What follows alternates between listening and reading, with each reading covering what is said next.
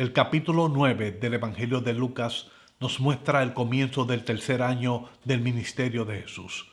Este capítulo es la línea divisoria y el momento de la inflexión en su camino hacia la cruz.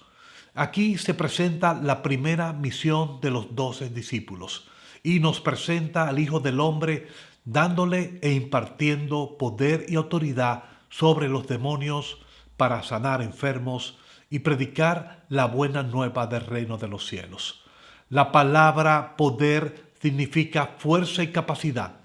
Por otro lado, la palabra autoridad significa el derecho a utilizar esa fuerza y esa capacidad, pero de la manera correcta. Durante 2 años, estos hombres habían sido testigos de ese poder y de esa autoridad manifestadas por Jesús. La pregunta en la mente y en el corazón de estos seguidores debería haber sido la siguiente: ¿cuál era la fuente de estas virtudes desarrolladas por este hombre, con las cuales manifestaba milagros, prodigios y sanaciones de una manera extraordinaria? Para muchos, Jesús era un farsante e incitador a la desobediencia que trastocaba la base económica de la élite política religiosa judía. Para otros, era un maestro extraordinario que producía maravillas solamente con el sonido de su voz y con sus manos. Algunos declaraban que era el hijo de José, el carpintero. Otros decían que era Elías, o Juan el Bautista, o algún profeta antiguo resucitado. Aún hoy, muchos cuestionan el verdadero origen de Jesús, no solamente desde el punto de vista divino, sino desde el punto de vista terrenal. La palabra de Dios nos llevará de manera maravillosa en este día a posiblemente escuchar la más impresionante declaración dada sobre Jesús por algún ser humano. Buenos días a la familia de Dios en este domingo 22 de febrero del año 2026. El mensaje de hoy se ha titulado La Gran Revelación. Antes del contenido del mismo, oremos a nuestro Padre Celestial. Alabado sea el nombre de nuestro Dios Padre lleno de misericordia y de gracia. A Él sea la gloria y la honra por los siglos de los siglos. Agradecido de su bondad y de su benevolencia por este y todos los días. Gracias por tu Santo Espíritu, quien por su poder nos brinda la luz, el poder y la autoridad para predicar de tu palabra, la cual nos llevará a reconocer al verdadero Hijo de Dios y de esta manera poder llegar a la meta de la transformación y redención para vida eterna. Oramos en el nombre maravilloso de Jesús. Amén, amén y amén. Jesús había reiniciado el reloj que se había detenido bajo la estirpe del linaje de David a través de su hijo Salomón y de su descendiente Jeconías. Este personaje resultó ser el último rey del reino de Judá antes de la invasión por los babilonios. Su reinado resultó ser testimonio de la decadencia moral y de la corrupción, pero a la vez de la fidelidad de Dios y de la restauración. Su abuelo Josías había limpiado el reino de imágenes y había llevado al pueblo al verdadero camino. Fue un rey que no hizo lo malo, tanto así que las Escrituras afirman en el libro Segunda de Reyes, capítulo 23, versículo 25, lo siguiente: ni antes ni después de Josías hubo otro rey que como él se volviera al Señor con todo su corazón, con toda su alma y con todas sus fuerzas, siguiendo en todo la ley de Moisés. Josías tuvo 2 hijos, Joacaz y Joacim. Estos 2 hicieron lo malo ante los ojos del Señor. Jeconías era hijo de Joacim y también hizo lo malo ante los ojos de Dios. Con relación a este rey, Jeconías, el profeta Jeremías afirmó lo siguiente en el capítulo 22, versículo 30. A ti dice el Señor: anoten a este hombre como si fuera un hombre sin hijos, como alguien que fracasó en su vida, porque ninguno de sus descendientes logrará ocupar el trono de David, ni reinar de nuevo en Judá.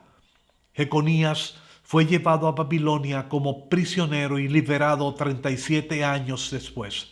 Recibió una pensión y comía en la mesa del rey, muriendo posteriormente en Babilonia.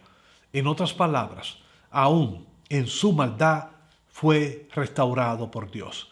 Pero nadie de su descendencia física reinó en la casa de Judá. Y en este momento usted se puede preguntar, ¿por qué hablar de Jeconías y de su descendencia? Veamos entonces lo siguiente. Cuando leemos la genealogía de Mateo con relación a Jesús, éste la realiza por medio de José, su padre legal. Pero aquí encontramos algo impresionante. Aparece el rey Jeconías. El problema de esta genealogía es que sobre este rey se afirmó una profecía citada hace un momento por parte de Jeremías, donde nadie de su descendencia ocuparía el trono de David. Entonces, ¿cómo llega Jesús por su linaje a ocupar el trono de David? ¿De qué manera se establece como el león de la tribu de Judá? ¿Cómo se rompen estas interrogantes desde el punto de vista bíblico? La respuesta está en el Evangelio de Lucas, capítulo 3, donde la genealogía de Jesús no está basada en José, su padre legal, sino por medio de María y su padre Elí. Leamos el versículo 31 del libro de Lucas, de este capítulo número 3. Hijo de Melea, hijo de Mainán, hijo de Madatá, hijo de Natán, hijo de David. Repito, hijo de Natán, hijo de David. ¿Lo escuchó bien? Natán era hijo de David con Betsabé y resultó ser hermano mayor de Salomón. Esto sin duda es algo maravilloso. María era descendiente de la familia de David, no por Salomón, sino por Natán. Por derecho propio, Jesús era el heredero biológico de la corona, el Mesías esperado por el pueblo de Israel. En otras palabras, Jesús no es un ser mitológico inventado por algún escritor. Fue y es un ser tan real como cada uno de nosotros. Celso, el gran historiador, estaba equivocado. Jesús no provenía de una relación de María con un soldado romano a quien él llamaba Pantera. Tampoco resultó ser Juan el Bautista, o Elías, o algún profeta resucitado.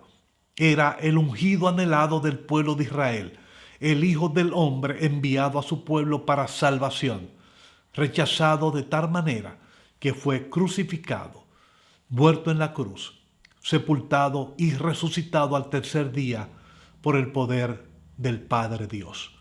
Termino el mensaje de hoy titulado La Gran Revelación con lo siguiente. En este capítulo 9 del libro de Lucas encontramos un personaje siniestro, Herodes el tetrarca, el cual había dado la orden de decapitar a Juan el Bautista.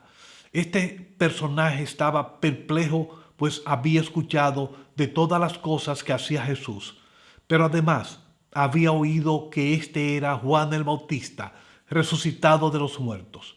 Otros decían que era Elías el profeta, y otros afirmaban que era algún profeta de los antiguos resucitado. Herodes procuraba conocerle, preguntando lo siguiente: ¿quién pues es este de quien oigo tales cosas? En el capítulo 23 del libro de Lucas tuvo la oportunidad de conocerle debido a que Pilato, durante el juicio, envió a Jesús a Galilea debido a que éste vivía en esta provincia. Al verlo, Herodes se alegró, pues esperaba presenciar alguna señal por diversión. Lo interrogó extensamente, pero Jesús no respondió a ninguna de sus preguntas ni a las acusaciones de los sacerdotes. Ante este silencio, lo menospreciaron, vistiéndolo con una túnica espléndida para burlarse de su supuesto título de rey. Este, a quien Herodes deseaba ver y conocer, no resultó ser Elías, un profeta o Juan el Bautista. era el Mesías enviado por Dios. Voy más lejos. Jesús era y es el Verbo que estaba con Dios. No solo eso, era Dios. Es Dios en su propia esencia. El momento era decisivo. Las personas, todas, especulaban con relación a la verdadera identidad de Jesús. Por lo tanto, era el tiempo de escuchar la opinión de sus discípulos. Él debía estar seguro de que estos hombres conocían su verdadera identidad. Necesitaba oír de ellos esta afirmación y así estar seguro de que éstos marcarían el camino para la futura predicación del Evangelio. Es por esta razón que en el versículo 20 de este capítulo 9 preguntó Jesús lo siguiente: ¿y vosotros, quién decís que soy? En el silencio se escuchó la voz de Pedro sin pensarlo dos veces y afirmó: el Cristo de Dios. El mensaje de hoy se ha titulado La Gran Revelación. Para mí no resultó ser una sorpresa. El agresivo e impetuoso Pedro manifestó lo que es posiblemente la revelación más impresionante del Nuevo Testamento, pero tan real como la vida misma. Jesús era el Mesías. Esto era lo único que él necesitaba escuchar y lo único que necesita escuchar de cada uno de nosotros. Lo terrible es que aún en este tiempo encontramos personas que dudan y preguntan: ¿quién es este hombre que ha redefinido la era de la humanidad con un antes y un después de Cristo?